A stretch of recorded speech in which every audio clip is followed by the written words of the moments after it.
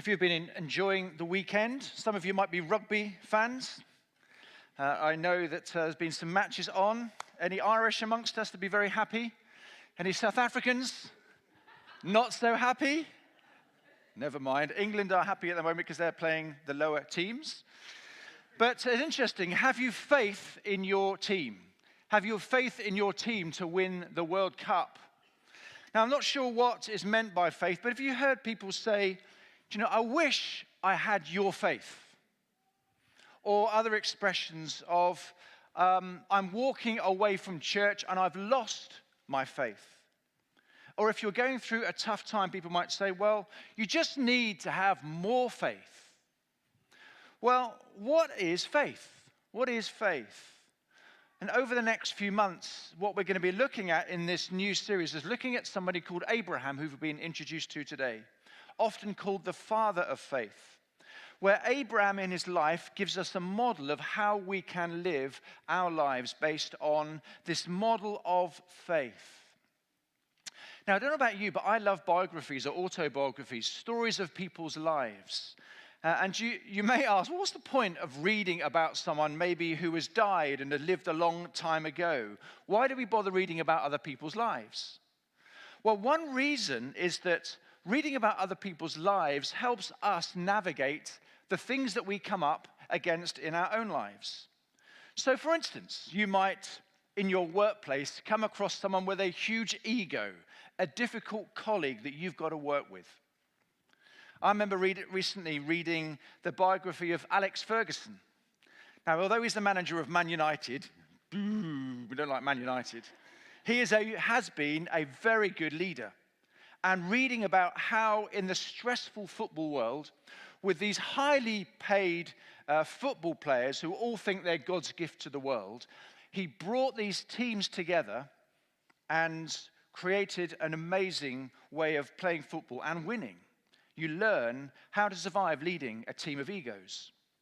Or maybe you faced racism in your life.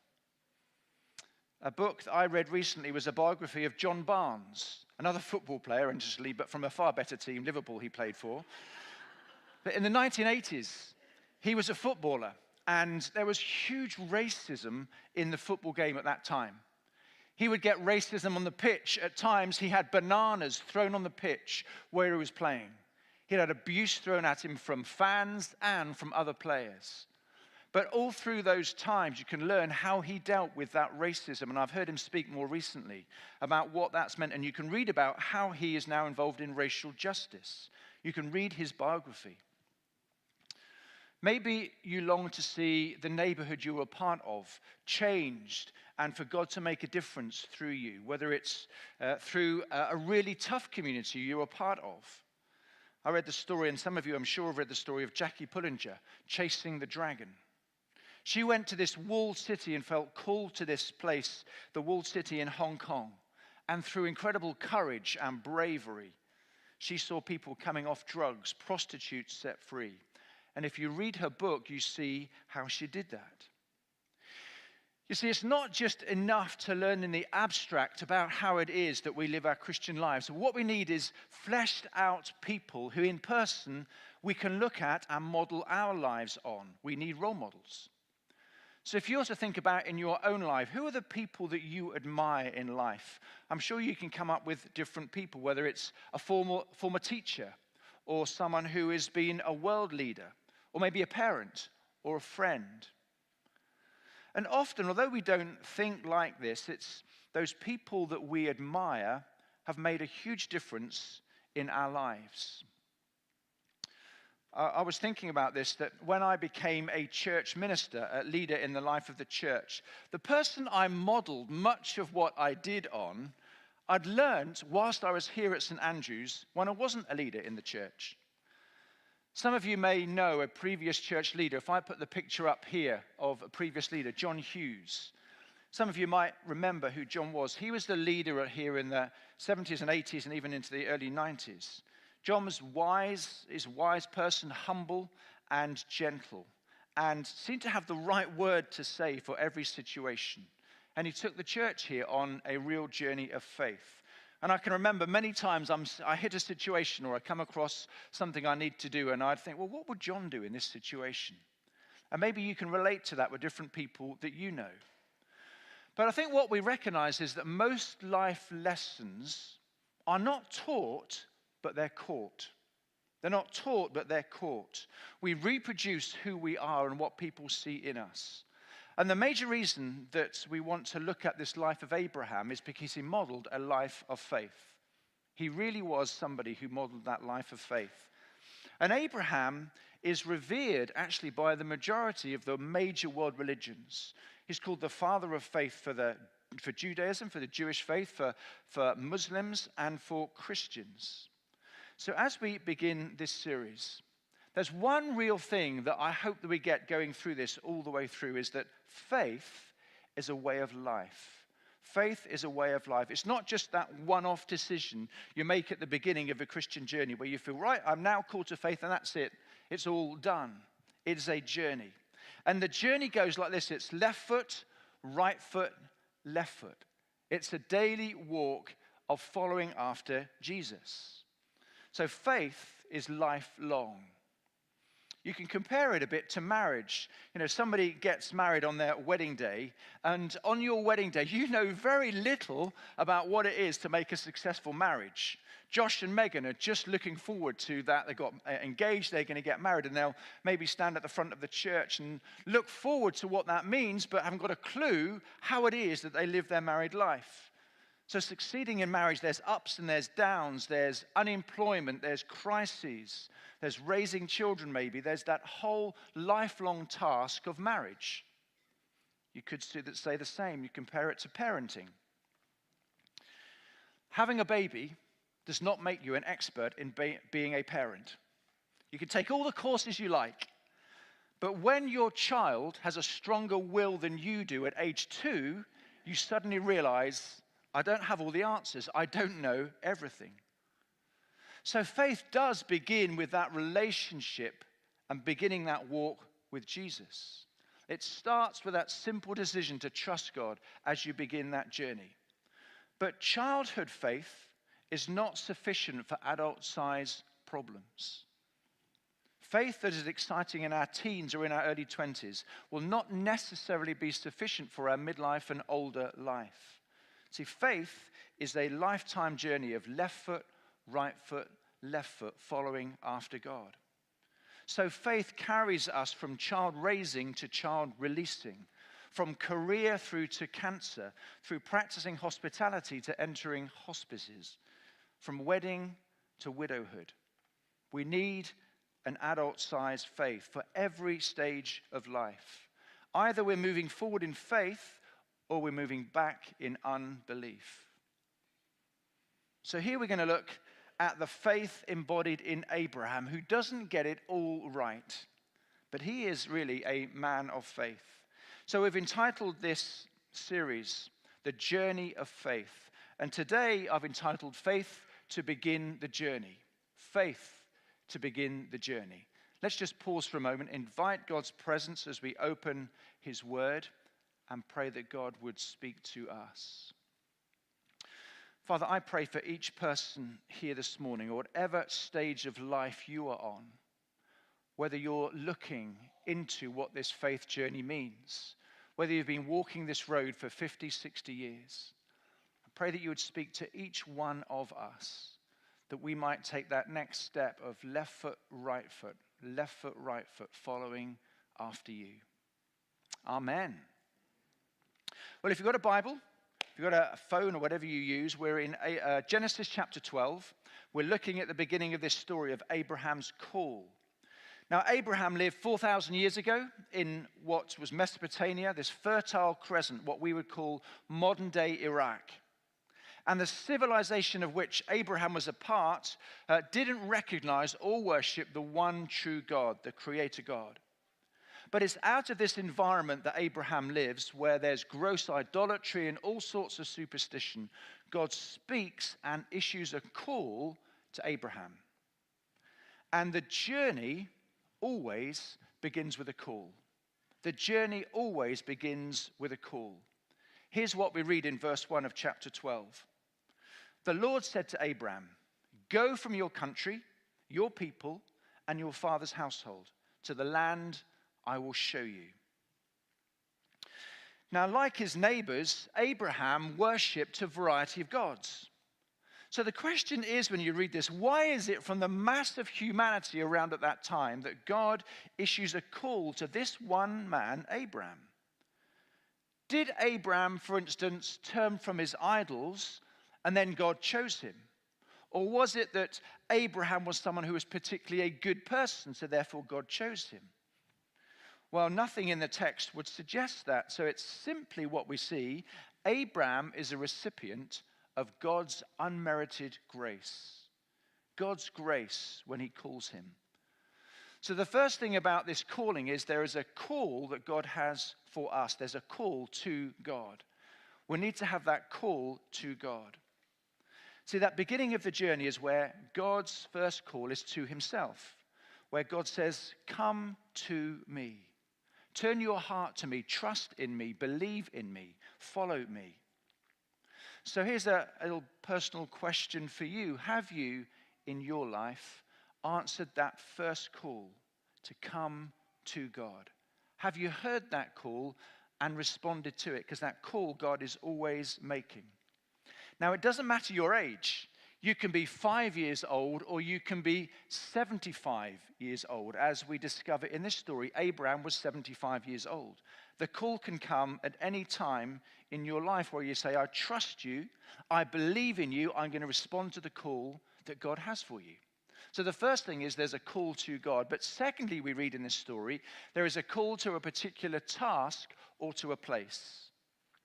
Here's what we read from the New Testament looking back on Abraham, where we read this, that by faith, Abraham, when called to go to a place he would later receive as his inheritance, obeyed and went. Even though, this is what I find funny, even though he did not know where he was going.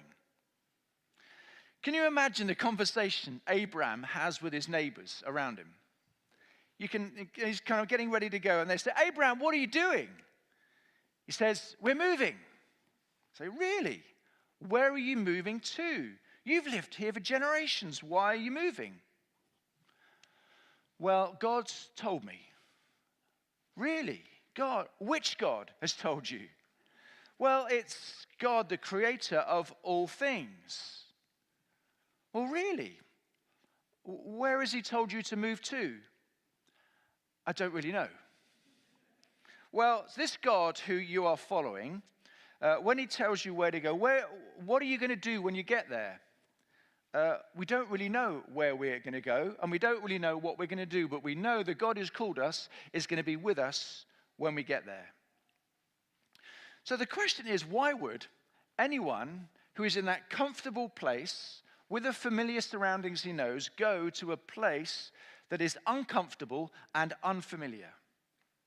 The only reason is that he's heard from God. He's heard from God.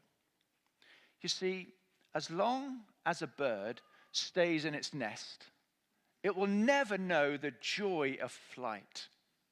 As long as a child stays on the edge of the pool, they'll never know the joy of their own body being floating in the water as they swim. And as long as we hold on to that which is familiar and comfortable, we'll never know the joy of serving God in new and exciting ways that he calls us to. A number of years ago, Debbie and I were sitting in exactly the same seats that you are sitting in today. We were ordinary members of this church. We had careers that we were beginning in. We had a new house. We had a mortgage. And then we heard God's call. That call was to go.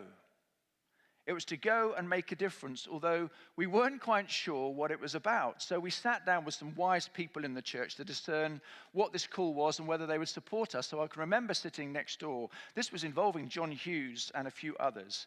And they said, so you got this call. What have you got a call to? Because we're not really sure. We think it's to South America. Oh, right. And what are you going to do when you go to South America? Well, we're not really sure. We think it's working with young people. And you know, they bravely supported us, even though we weren't quite sure about the details, to say, well, let's take the first step and support you to get training and equipping and understanding cross-cultural mission, and supported us for 2 years. But we had to leave what was comfortable and familiar here with our family and friends to go to what was new and uncomfortable in many ways and unfamiliar.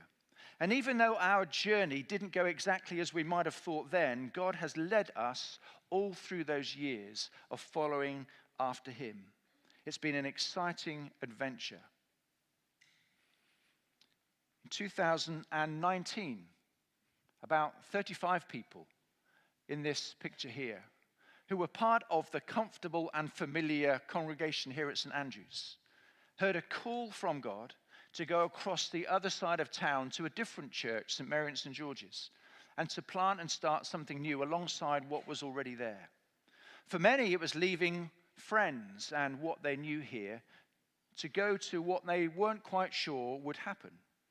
And God's been at work amongst those people as they've developed and grown and seen what God has done. On something maybe completely differently, I know a number of you have felt a call to adopt or foster a child or children. It's meant leaving maybe what is comfortable and familiar in your home to a stretching and a challenging time in your life. But I know, as I've talked to many of you, I've seen God do amazing things through you to bring huge blessing to those children that you felt called to bring into your home and into your family. See, with Abraham, he's told, leave what is comfortable and familiar, your family, your home, and venture out. And what we see in Abraham's life, and we discover in our own lives when we begin to do that, that faith isn't necessarily an easy thing. It doesn't mean, no, I've been called, everything's going to be wonderful. You're called to an adventure, which is not necessarily easy. We don't always go forward. It's often 3 steps forward and then 2 steps back. But the adventure of following after God is a wonderful adventure that I would never exchange. And I know many of you on that adventure with God would never exchange. But there's something in this story, as I was reading it afresh, that I hadn't noticed before. And here's what we read in Acts 7, again looking back on the story of Abraham. In Acts 7 it says, Abraham, leave your country and your people, God said, and go to the land I will show you. So he left the land of the Chaldeans and settled in Haran. After the death of his father, God sent him to this land where you are now living. What we see there, Abraham settled in Haran rather than going all the way to the promised land. We don't know why. Maybe his father was tired who was with him. Maybe Haran was a really attractive, comfortable place and he stopped there and stayed there. We read for 15 years. And during that time, there's no word of any communication with God and with Abraham. No fresh revelation. So as I was reflecting on that, I wonder how many of us, we start off with that call that God has for our lives. But maybe we stop because there's an attractive alternative along the way. Maybe a comfortable compromise. And we think, I'll settle here and I'll pause here. And it seems in this story that Abraham took his father Terah, and instead of fully obeying the call, which was to leave your family, he took his father with him. Leave your father's home, he was told, but it seems Abraham compromised this call. And the reason we compromise our call is because we take a Terah with us. So let me ask you a question. What is your Terah? What is your Terah? Maybe it's a relationship. Maybe someone in your family keeping you from entering the promised land. Maybe your Terah is a comfortable job or a pension or some material tie. And despite God saying, I've got this call for you, maybe to move or to do something new, we can't seem to let go of that Terah in our life. So maybe you have something in your life you recognize is holding you back from what God has called you to, and you're stuck. So let's continue with our story of Abraham and God calling him. Genesis chapter 12, we get to verse 2. It says, the Lord had said to Abram, go from your country, your people, and your father's household to the land I will show you.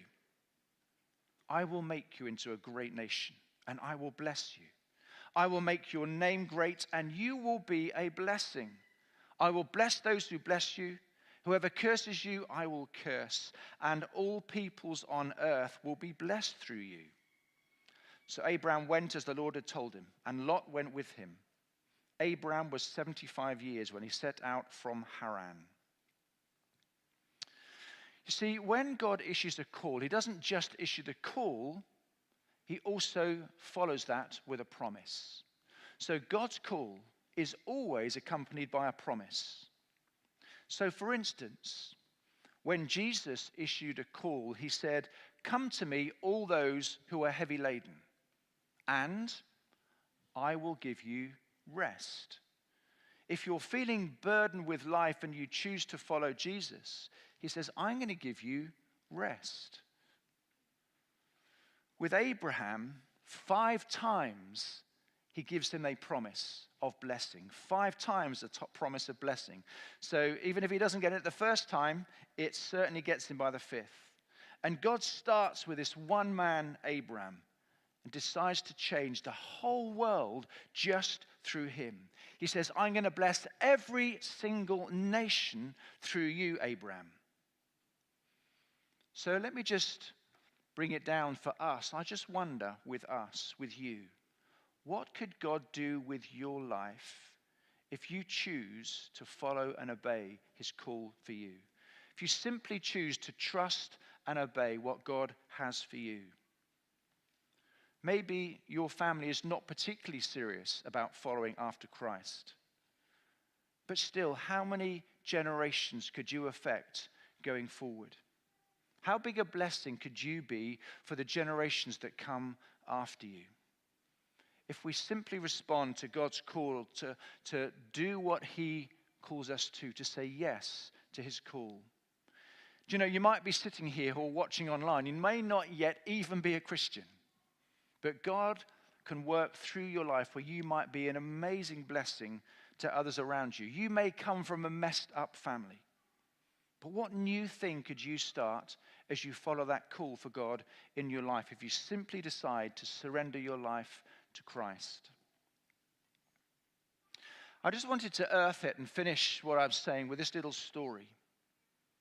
How many of you in the church would have known this man here? Some of you would have known this man. This guy was Gordon Jones. He was a man who left a profound legacy of blessing to so many people. Now, I'm proud to say he was my father-in-law. He's my wife's Debbie's father. Rosemary Jones, his wife, is here today as well. And Gordon and Rosemary have been part of St. Andrew's for 50 years. So let me tell you something of Gordon's story. He grew up in a family who knew nothing of faith, didn't know Christ at all. But Gordon, in his late teens, came to a place of faith and later saw his own mother come to faith as well. In his 20s, Gordon and Rosemary felt a call from God to leave the career, a great career that he was beginning, to go into Wycliffe Bible translators and support the work of Bible translation. And through what they did, supporting the many teams around the world, they blessed countless teams and couples and individuals. And through the several books that they wrote, they saw teams thrive, and they saw many people discovering and use the gifts that God had given them. Many here at St. Andrew's, I know, have learned to discover and use the gifts because of the help that Gordon and Rosemary gave to them. Gordon worked on the staff team with Rosemary here for a number of years and blessed so many people through their listening, encouragement, and counsel. The thing that I also remember about Gordon is he was the most generous person I have ever met. Even though, going into this working in mission, they had very little income at all. But Gordon had this amazing ability to make money through such tiny things.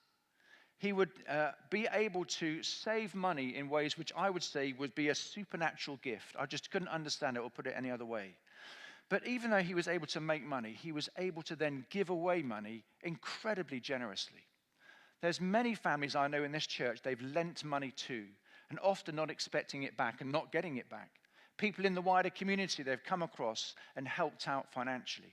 They've given thousands to people and, amazingly, to this church. We as a family have been hugely benefited by Gordon and Rosemary's generosity so that we could go on holidays that we would never have afforded ourselves. When our grandchildren have needed help, Gordon's the one who's offered this help to get them started in life. Now, sadly, in 2020, Gordon had cancer during the COVID era and died really quickly. But the thing I remember, and for you to take away, was at his funeral, it was a wonderful tribute to his life. But the thing I can remember was I was taking the service, so it was really, hard to do.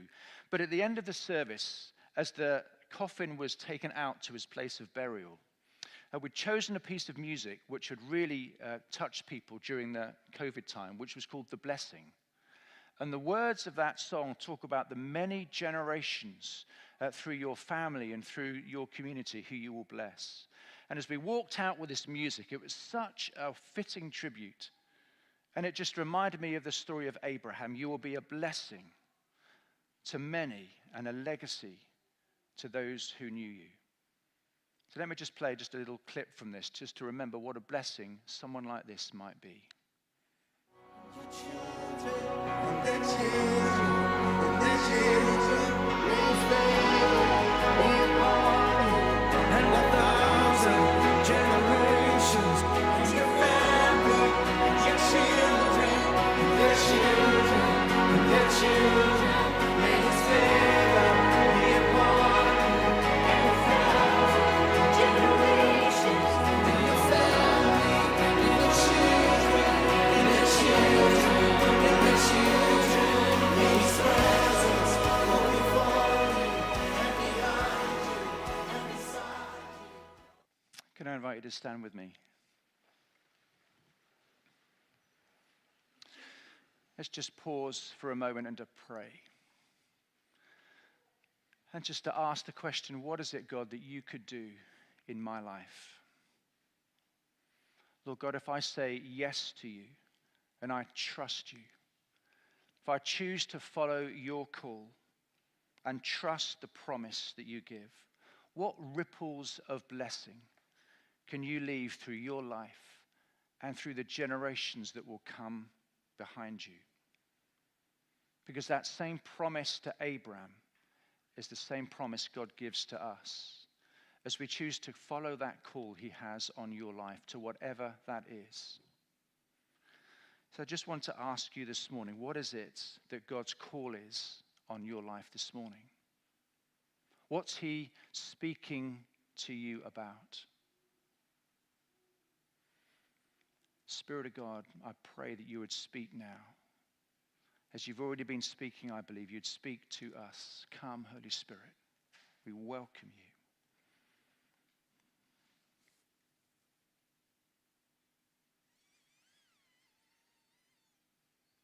As I was praying, I just sensed that there's a call for some to come back, a call back who've been walking away from God, and God's calling you back into relationship. And as I was talking about those who have followed the call to foster or adopt, some of you are sensing that call in your own life to foster, adopt a child and bring them into your family. I think there's a call on some people's life to fully surrender their lives to God. You may be living half-hearted, and you know there's areas of your life you've not fully surrendered. And God's saying, I want you all in. And finally, I believe there's a call to some to leave the comfortable and familiar and to go in mission, particularly to longer-term mission that Matt's been referring to earlier, about raw mission, about going to make a difference. And you don't know what that is, but there's a beginning of a call.